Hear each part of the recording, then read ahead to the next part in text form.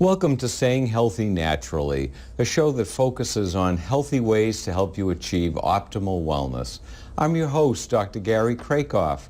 I have my degree in naturopathic medicine, and I'm a registered pharmacist at Johnson Compounding and Wellness on Main Street in Waltham. And today, I'm happy to welcome Dr. Alex Bingham. Dr. Bingham and I have known each other, must be coming up on 15, 20 years now. And Dr. Bingham is board certified in family practice and integrative medicine, and he brings 25 years of experience as a physician. And I want to let everyone know he just opened a new practice across the street from us on Main Street. The name of the practice is Northeast Functional Medicine. So where I'd like to start is, you've had a very interesting journey getting into medicine, probably going through regular medicine, and how did you arrive to functional integrative medicine? Right. Well, hi Gary, it's nice to be here. We've known each other a long time, and it's been a great relationship. I feel like I've learned a lot from you, and likewise, and have enjoyed my interactions. So when I left college, I wasn't really thinking about medicine. I thought I'd be a researcher, and so I worked in biochemistry labs. I worked on experimental dairy farms, and within a couple of years realized that research wasn't, I didn't want to be in a laboratory. I wanted to be with people. And I thought, well, maybe I'll be a nutritionist. And as I was deciding, I had a life-altering event happen during a thunderstorm at night. Someone standing about 10 feet from me was struck by lightning, fell to the ground, and was unresponsive. And I yelled for help, and someone came and did CPR, and he woke up and he was okay. And I thought to myself, I have to learn how to do that. So I took a first aid course, and that seemed interesting, but it wasn't enough, so I took an EMT course and ended up working on ambulances in the late 70s in Boston, and started running my own volunteer ambulance company. And then the second event that happened, one morning I woke up and I realized that I'd been called to be a physician. I was 29, and I didn't hesitate. I went right into what I had to do. I got into medical school. I loved medical school, and started my residency in California in family practice at a county hospital. It was the mid-1980s, and our number one diagnosis there was AIDS-related pneumonias and other problems of AIDS. There was no treatment for AIDS at that time, and it was quite a learning experience. It was a harrowing experience, but I came back here afterwards and started working at a neighborhood health center.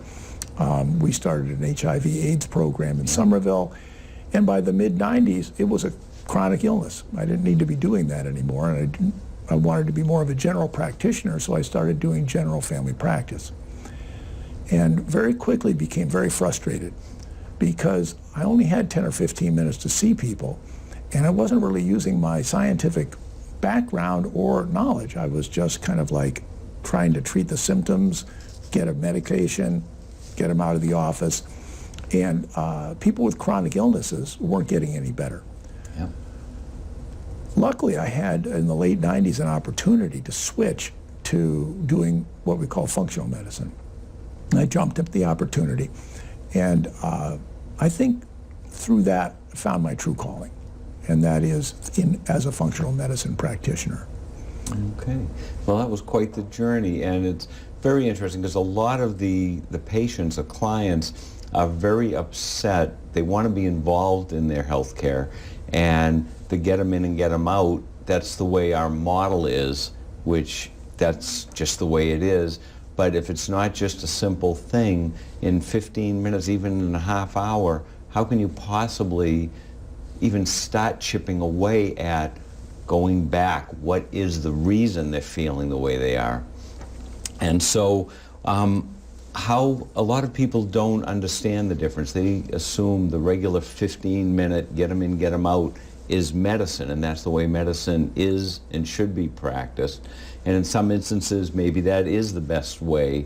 But when someone comes and sees you, how is a visit different? What does it involve? It involves a lot of work on your part, but it involves a lot of work and taking charge on the patient's part too. I think that's true. I think that the idea that you come in with a whole list of problems and the doctor gives you a pill and you go away and get better is an antiquated thought. It really involves the commitment on the part of the patient to be an advocate for themselves and part of their whole healing practice. And that's what I enjoy partnering with patients in that regard. The thing that is different about functional medicine and what really drew me to it is that it asks the question, why does this person feel this way? What has happened to end up at this point? Maybe the story started 2 months ago, maybe it started 20 years ago. And so I spend the time to hear the person's story. And basically my job is to let them talk and kind of direct the story so that I get an idea of what are the preceding events or things that happen, what might they be predisposed to from their family history, and what's happened to them to end them up at this point with these symptoms. Yeah, and that's the real important thing. I know my mentor used to say, understanding the symptoms and giving them some help to lessen the main complaint is very important, but the symptoms are like the check engine light in the car. It's telling you something's wrong, and fix it before it gets worse.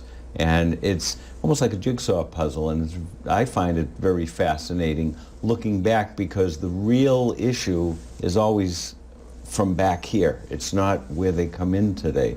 So when someone comes in, it's not just the standard blood pressure, height, weight, take a couple vials of blood, and out you go.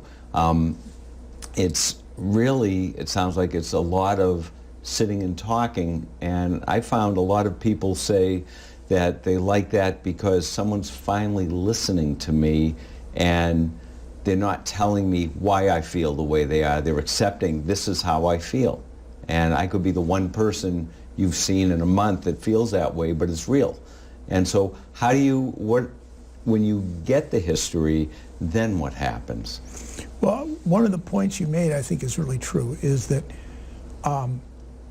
in my training, what I was taught is to try to unify the patient's story into one problem. And oftentimes, the story doesn't really lend itself to one problem or one explanation. And so the things that don't fit are oftentimes discarded, or the patient is considered to not be a good historian. But it's in fact, those are the things that actually give you the clue as to where you should go with this. So let's say that, well, I'll use an example, okay? Yeah. So let's say the person comes in with a common complaint of irritable bowel syndrome, which, as all syndromes, it's just a group of symptoms without a better explanation.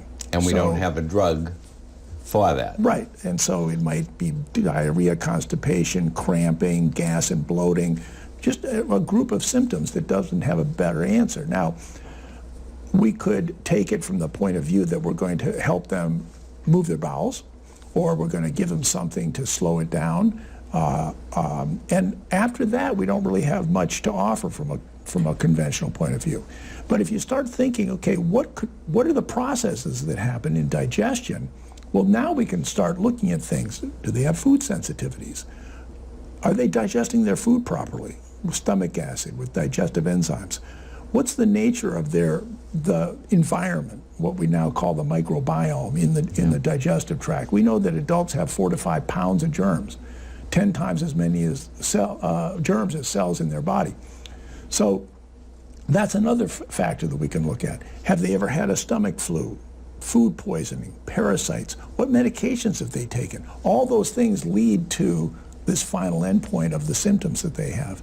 And we can now investigate those things and come up with some answers and then address our treatment toward those specific entities, as opposed to just saying, well, you need to take more fiber or you need to do this. Yeah, and what we found is that a lot of the typical, let's say, parasite tests, so they'll go in, they'll have a stool sample run, and they're told, nope, you don't have any parasites. And what I learned was to let people know, no, you don't have any of the parasites they look for. And so there's a lot on the integrative or the functional side. There's some wonderful testing that I don't understand why it's not available on the mainstream side because it seems it's no more expensive than the regular tests. But like some of the stool panels can be an 8-page report. It checks not only do you have a tapeworm, but how's the breakdown of the good bacteria, of the opportunistic bacteria, of different organisms? How's your pancreatic output? How are you digesting your fats?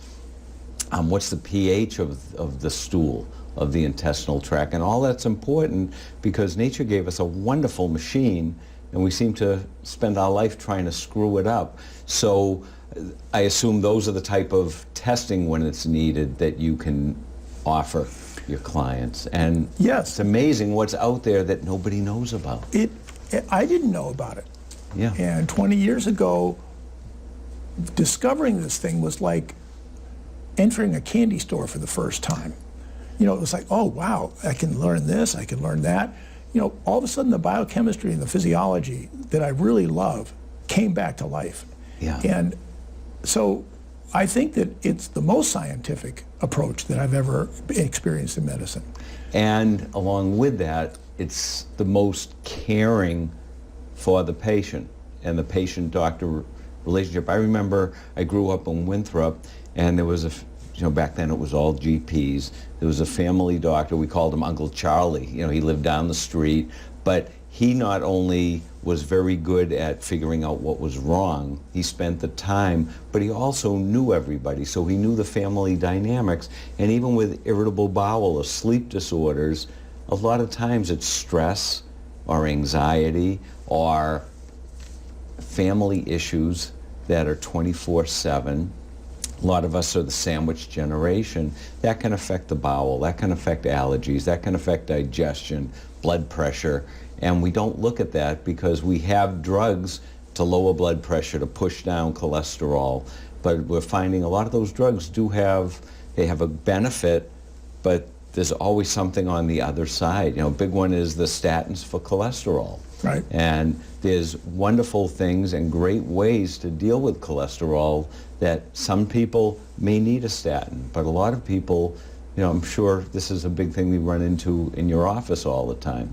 You know, my doctor told me I need to go on a statin. Right. Well, I think that as a naturopath, you were taught what I consider a better approach, which is that the body is hardwired to be healthy, and your job is to rebalance it, not to slug it out. And so I think what my training was more like, we attack these diseases. Right. And wellness isn't really thought about very much. You know, I think maybe I would have said, well, wellness is the absence of disease, but really it's a sense of well-being, it's a sense of vitality. There's so much more that goes into that than just not having a disease. And I think most of us, no matter how well we feel, could be doing much better, and the sooner you get into balance, hopefully in 70s, 80s, 90s, you're going to be vibrant, active. We weren't meant to be sitting on a couch riddled with arthritis, having our joints falling apart in our 60s and 70s. And, you know, an example, when I was down in Florida years ago, I helped one of my parents' neighbors. He was in his late 80s. It had to be 90 degrees out, and his partner was having a hip replaced, his tennis partner, and he asked me if I would whack some balls with him. And I figured, you know, I'll be nice to this guy. He ran me ragged. I had to stop.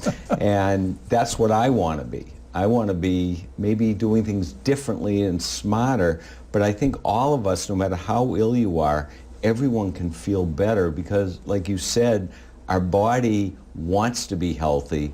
And, you know, I find sometimes people, when they come over and get some of the things you recommend, or when we recommend something, all of a sudden, rapidly, within days, they notice a change and they say, how can that be? And it's because the body, like you said, knows where it wants to be. Yeah, I think it's amazing. One of the things I like to do when someone comes in and they say they're better is to say, well, why do you think you're better? I've learned more from that than many other things. You know, I could assume it's because of this great plan that I laid out, but it might be something that they discovered on their own. And then that's very valuable because now they have really taken control of their health. And And after my goal with people is that they don't need to see me anymore. Right. And in the process, they've now developed a toolkit for self-care. They understand why they did what they did, and if they feel out of balance again, they'll know what they can do to get better. So part of, or a good portion of what you do, one, you're the research scientist and digging in and putting the jigsaw puzzle together, but you're basically, when someone wants to work on their health and get better, you're an educator. You're giving them information that they can use and what better tools to be able to give someone, and also what greater professional satisfaction that you help this person figure out the path they need to be on to be healthy. And you know, that's what we find at the Wellness Center, is you're helping people move forward, and it warms your heart that they're doing it. Now we're getting, you know, hopefully we're almost done with the snow, and we're coming into spring, and what I've been telling people for years, people with seasonal allergies that keep the recurrent allergies, now is the time to get your body ready. Don't wait till you get slammed and are playing catch up. And antihistamines, I found, can be helpful, but nature always wins. If you're blocking the receptor site and you're over-responding to allergens, you have the immune system's over-responding, there aren't enough antihistamines in the world that are going to stop that. And so what I think I'd like to steer us into is not people who, when things are blooming, they might for a day have itchy eyes or sneeze a little, but now we're developing all sorts of labels, mast cell dysfunction and all this. People with chronic allergies, whether it be food or the seasonal or the chemical allergies, and the antihistamines and taking prednisone and inhalers can help with symptoms, but that's a Band-Aid that isn't doing anything. And you have a different outlook from what we've talked about in the past on allergies. Can you talk about that? Yeah, I've been interested in allergies for a long time. As a matter of fact, one of the first things that I kind of like specialized in going to a more holistic direction. And the analogy I use for people is that people who have allergies are like a rain barrel. And if they fill their rain barrel up with the things that are causing their allergies and it overflows, they're going to have symptoms. If they're right at the top, they might not have any symptoms, but they have no leeway. And just a little bit of something will push them over. Okay. So what I try to do is to help them understand, what is this rain barrel? Is it food? Is it environmental? Is it chemical? Is it stress? So that they get an idea about where they are with that. Now, spring's coming up, so you might have a person who has great spring allergies, and that might be most of their rain barrel. So for those people, they're going to have to take certain precautions.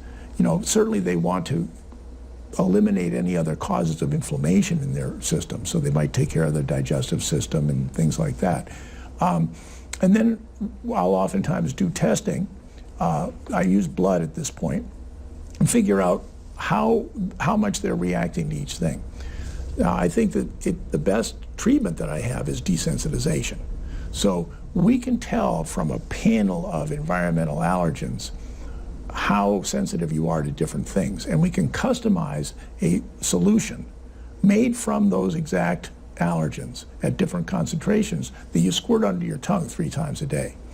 And as you go through that treatment, a bottle lasts about 3 months. The next bottle's a little stronger. Next bottle's a little stronger. And what you're training the body to do is to tolerate more exposure without reacting. And respond appropriately to it. Right. So basically you're normalizing their immune system to not be reactive to things that really don't matter, so that they can fight off viruses and things like that, but you don't need to fight off oak pollen. And so that's one approach. But they still have to make it through the season. Right. And the antihistamines are one approach, and the analogy I use for that is that you've got a barn of all your inflammatory compounds like histamine and things like that. And the allergen comes in and opens the barn door. Now the horses come running out, and that's your inflammation. You take your antihistamines or whatever. But how much better it would be if you could just keep that door locked and all the inflammation stays inside. And that's what a product called Quercetin does, which is a naturally food-derived bioflavonoid that basically stabilizes the mast cells that have all the inflammatory compounds. And if you start that early enough, you may prevent the inflammation from happening. And histamine, like a lot of people want to block it completely. We need histamine. Histamine's very healthy, sort of like in a bell curve. Up to this point, it's beneficial. Once you go over the top, it causes inflammation. It can make you tired, fuzzy-brained, interfere with sleep. It's a neurotransmitter. And so blocking it, trying to block it completely isn't healthy because you're sort of hurting the body, crimping the body's natural defense. The quercetin is excellent. Also, like you said, the inflammation, a lot of people don't realize how important the gut is, and with allergies.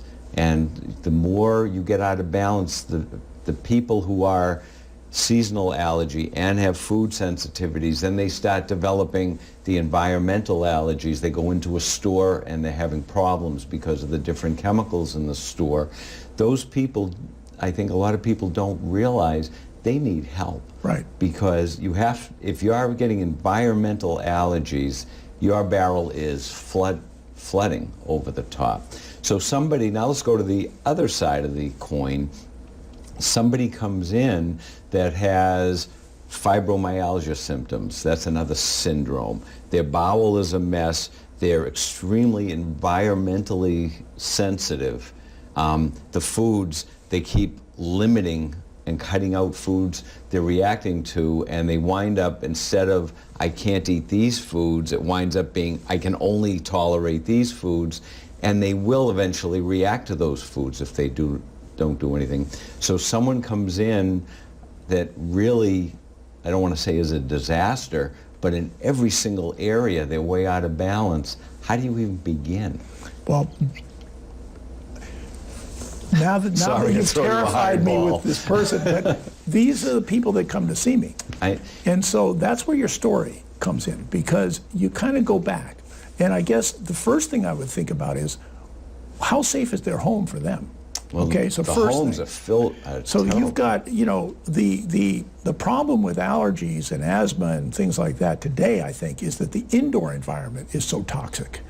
Whereas before, I mean, the air is cleaner than it was in the 50s and 60s. Yeah. But we have our houses wrapped so tight. They're so tight that everything that's in there you're going to be exposed to. And mold is a huge problem, or dust, or, you know, things like that. So, and also the new materials that are used for construction are going to outgas all the chemicals that are used. So if you've got plywood or composition board, or you've got binders and sealers and glues and all these different things, you're going to be exposed to that.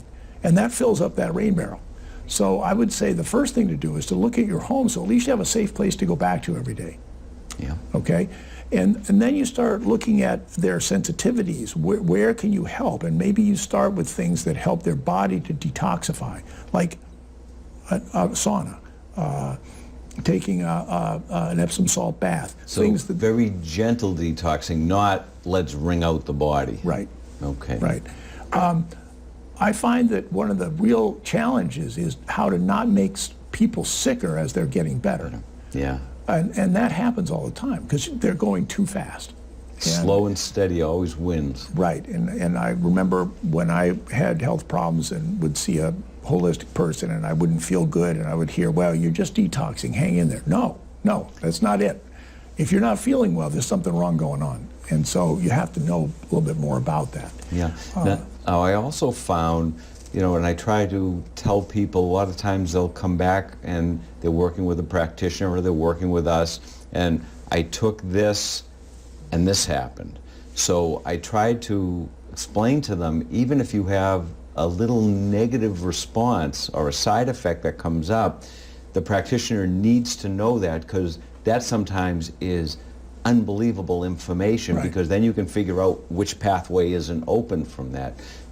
We have people come in with digestive disorders, or they've been on for Lyme, a lot of antibiotics, and we ask them if they're taking a well-formulated probiotic, and they said, no, I tried that and I got extremely gassy or itchy, and so I can't tolerate probiotics.